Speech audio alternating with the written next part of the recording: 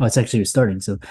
Um, hey guys, welcome to this week's podcast episode. And for the business aficionados in the audience, I've got a fantastic guest for you today, Kit Lisle.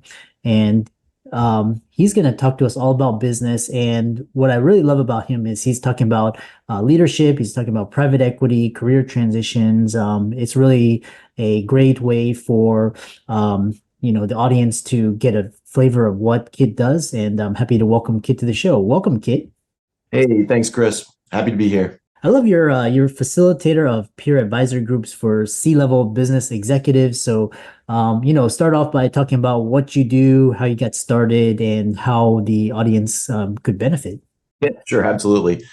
Oh boy, I guess I'll start 25 years ago. I founded a growth strategy or decision support strategy consulting firm and intended to serve operators, that's private equity backed executives in that consulting business. But turns out the real traction was with private equity deal teams. So I never really had that much of an opportunity to work with operators. But when I hired a CEO to run that consulting business, that obviously freed my time up to focus more on areas of interest and passions. And so I reached out to a group of operators that are self-described as private equity backed. And what I discovered was there's a significant need for peer advisory councils within that community. And I can elaborate if you'd like. Yeah.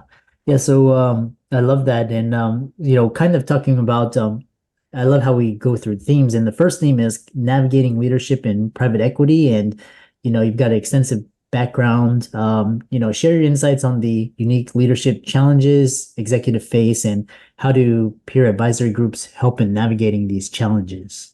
Yeah, that's a great question, Chris. So private equity backed executives, I think the reason, first of all, that I've held them in such high regard and I admire them and I like spending time with them is that they're by and large extraordinarily accomplished individuals. So they've done very well in life, in their careers, in business, in university, in sports, in some cases, and all of a sudden they find themselves working in a private equity environment, and they often experience a degree of what I call private equity culture shock because it's just plain different. And it's different for a lot of reasons. They're working for boards that can be very difficult and challenging. In some cases, they're working with boards that have personalities that can be challenging.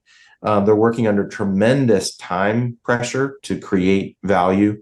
And despite all that, they tend to be rather humble individuals, and they're accomplished and yet humble, and they work under a lot of stress. So they, as I said, experience private equity culture shock that comes in a lot of different forms. So let's just sort of take one at a time. If you were recruited from General Electric or Microsoft or Google or some big successful company to join a private equity portfolio company, your natural expectation is that systems, processes, people, reporting, everything is going to be sort of like it was where you came from, and it's not. A second form of private equity culture shock are those people who were acquired. So they are incumbent members of the management team. They used to report to a private company board or a family board. And all of a sudden they woke up one day, the business has been acquired and they're reporting to a private equity board. And it's different. The reporting, the governance, the communications, the expectations, very different. And then maybe you sold your company and you're involved. There's culture shock there too. So for all those reasons, people's heads are spinning a little bit, and there's a need for people to step back and say, whoa, whoa, whoa.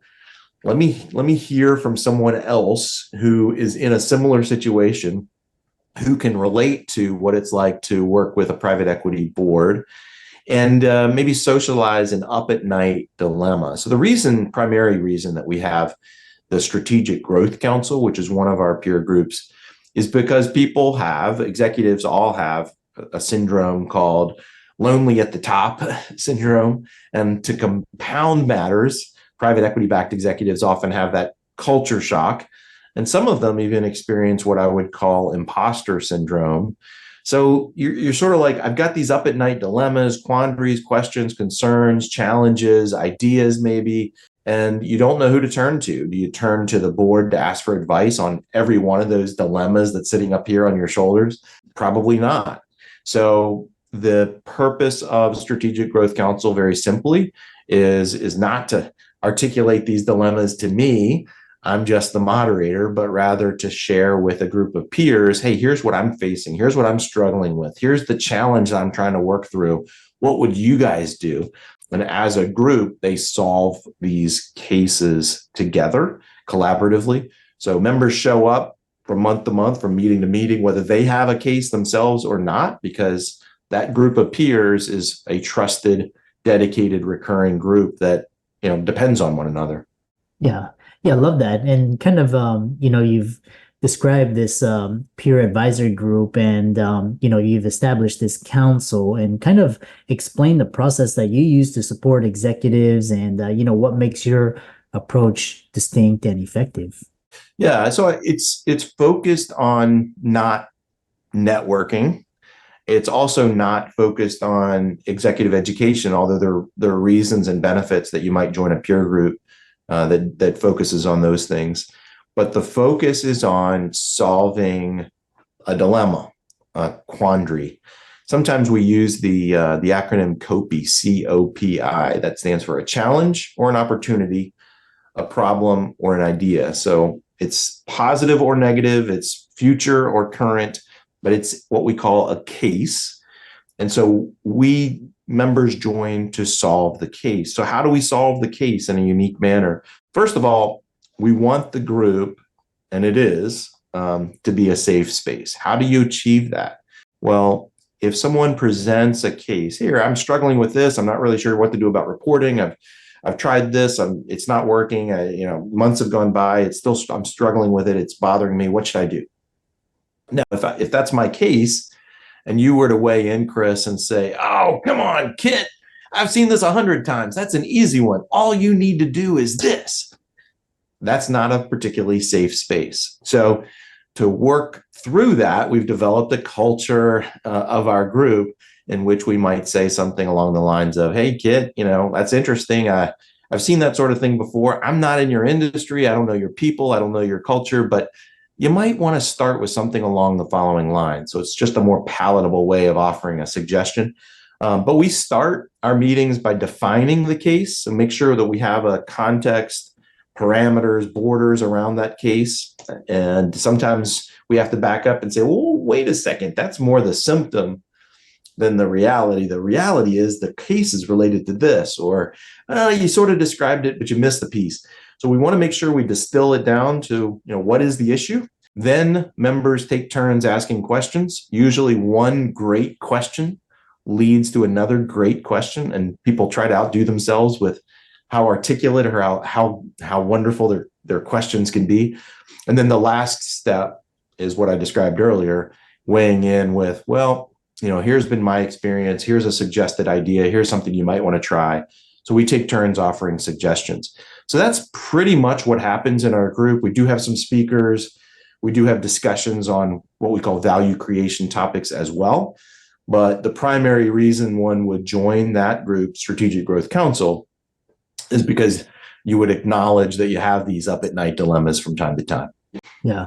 Yeah, I love that. And what, as it pertains to healthcare, because a lot of physician practices are being bought up by private equity, and a lot of they're being forced to join these large conglomerates. So I think a lot of the audience listening can really benefit from the advice that you're discussing. What the other thing is, independent sponsors and private equity, what are they? And can you give a simple case study where this approach has directly impacted the success of private equity investments? Sure. So if we just think about the definition of a private equity fund, a traditional private equity sponsor, very similar to a mutual fund, except they're experts, investment experts who are acquiring or investing in privately held companies instead of public companies. And they have teams of people that will find companies to acquire, teams of people who will do the due diligence or the responsible research around whether that's a good investment or not. They've got teams of people that'll, have relationships with their sources of capital, teams of people that'll do the administration, and so on and so forth, operating improvement, and on and on. Independent sponsors are pretty much exactly the same thing, except that they do not have a dedicated source of capital. So in many cases, independent sponsors are individuals who used to work in private equity or in the private equity ecosystem. And they think, well, yeah, I'd sort of like to do this myself. I could do this. Let's start to do some private equity investments.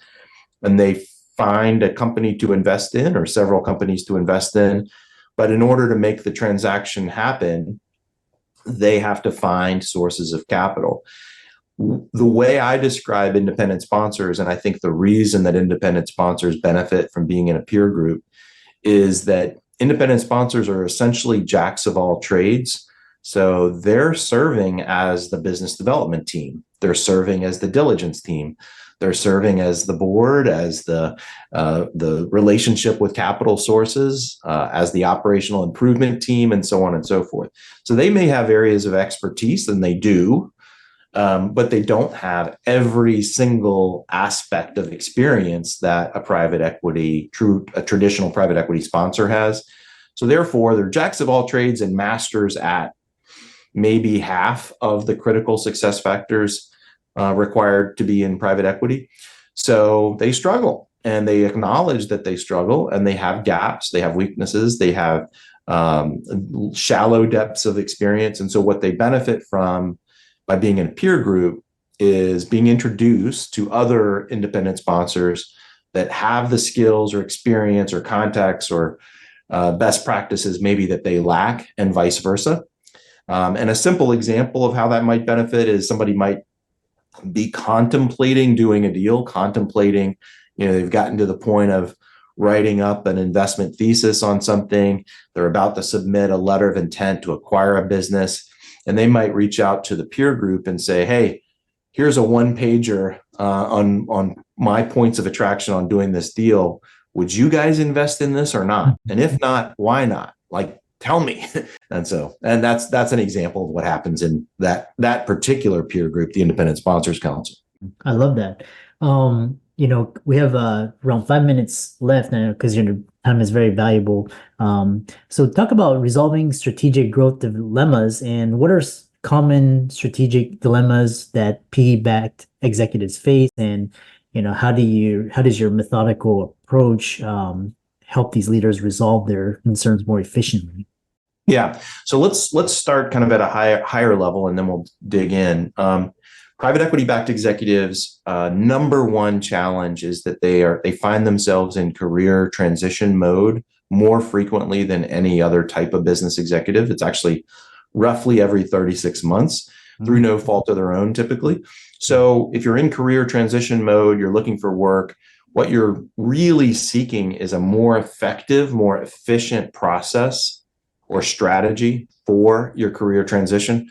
So we have a peer group that is dedicated to just that. It's the Career Resource Council is focused on enabling PE-backed executives to find their next role more efficiently and effectively. So that's number one.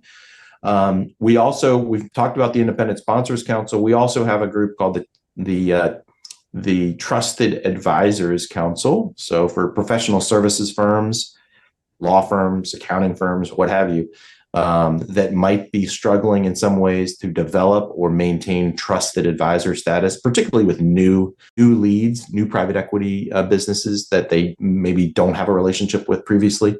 It can be challenging to develop that trusted advisor status. So that group helps one another. More specifically, some examples of the kinds of cases that we solve inside Strategic Growth Council. Some of my favorites. We had a CEO who said, hey, everybody, I joined this particular company. It's in the building products industry, by the way, because I've never seen organizational dynamics that are so powerful the culture, the human capital alignment. They've got it so buttoned up. It's really remarkable. I love this organization because of that. I'm proud to be the CEO of this company now. But he came to the group and he said, how do I not screw this up? We are going to be making 4 to 6 add-on acquisitions in the next 3 years. And if you think about it, each acquisition brings a whole new culture, people, processes, systems, communications. The best case I can think of is we'll just water down our culture. And the worst case is it'll just be a morass of different cultures. So we spent 45 minutes solving that case very happily. I'll give you 2 more quick examples. One was an operating executive, a COO in a private equity backed business who said, hey guys, I was brought in to fix some of the issues, the mistakes that the founder had created. I was told that the founder would be leaving the business soon.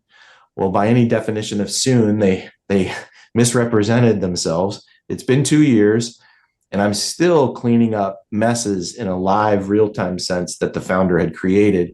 I want to build this business. I want to grow this business. I want to make it more profitable. And yet all I'm doing all day, every day is sort of cleaning up messes. What are my options? I can quit, I can address this head on, or I can just put my head down and wait until we have a liquidity event and the business sells. What should I do? And then the third suggestion, or the third case that comes to mind, that's one of my favorites, is that the senior most member of the management team of a private equity backed business came to the group and said, every day, some variation on the following theme happens. Some lower level member of the management team that had been there before private equity comes into my office and says, why are we working so hard? Where's the fire? Where's the urgency? I don't understand what value creation is.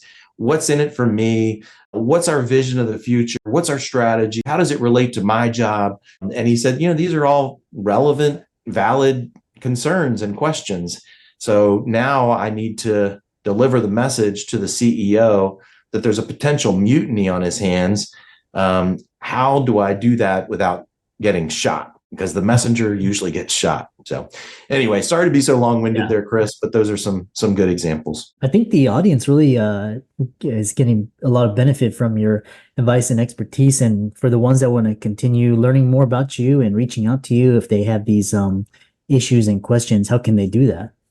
So Kit at the operators, E as in private, E as in equity. And then on LinkedIn, Christopher, quote, Kit is a nickname, so it's in quotes, Lisle, Lisle.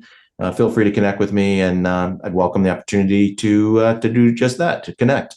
Yeah, thanks. And I love that. I really enjoyed talking with you, and I love people that are just really strengthening collaboration and relationships. And thanks so much for coming onto the podcast. Absolutely. Thank you for the opportunity.